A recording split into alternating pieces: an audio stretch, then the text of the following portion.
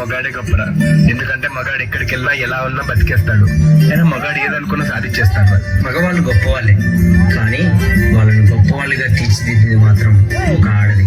ఆడవాళ్ళు చిరునవ్వు వెనక దాచిన కన్నీటి మహాసముద్రం విలువ ఇప్పుడు నీకు చూపిస్తాను, చూడు.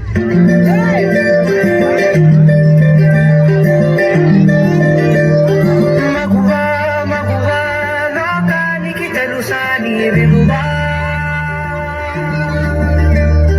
మగువా మగువా నీ సహనానికి సరిహద్దులు కలవా? అటు ఇటు అన్నింటా నువ్వే జగమంతా, పరుగులు తీస్తావు ఇంట బయట, అనుపని రవ్వంతా అననే అనవంట, వెలుగులు పూస్తావు వెళ్ళేదారంతా.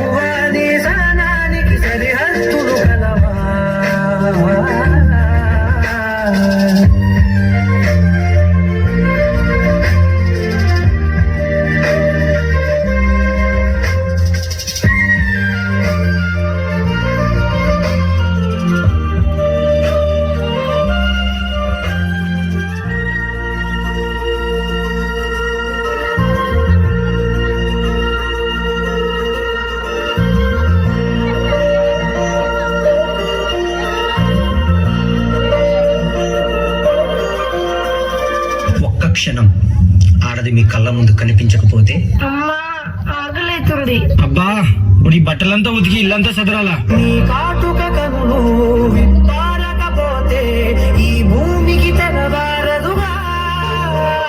ఆ ఒక్క క్షణం ఆడవాళ్ళ విలువ తెలుస్తుంది. నీ గాజుల చేయి కదలాడకపోతే మనుగడ కొనసాగదుగా.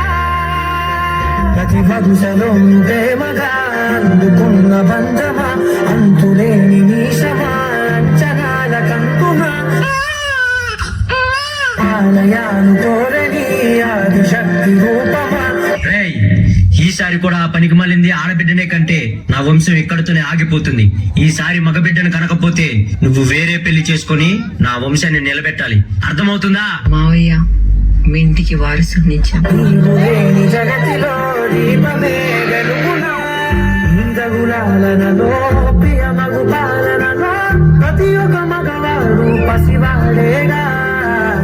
ఎందరి పెదవులలో ఏ చిరునవ్వున్నా ఆ సిరి మెరుపులకు నన్ను వేగా.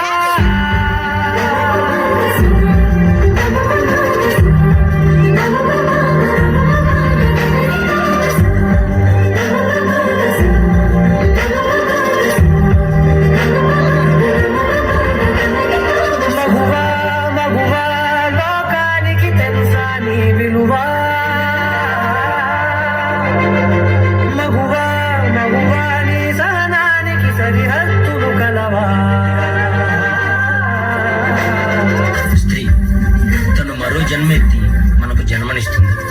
పిల్లల కోసం తను కన్న కలల్ని, భవిష్యత్తుని త్యాగం చేస్తుంది.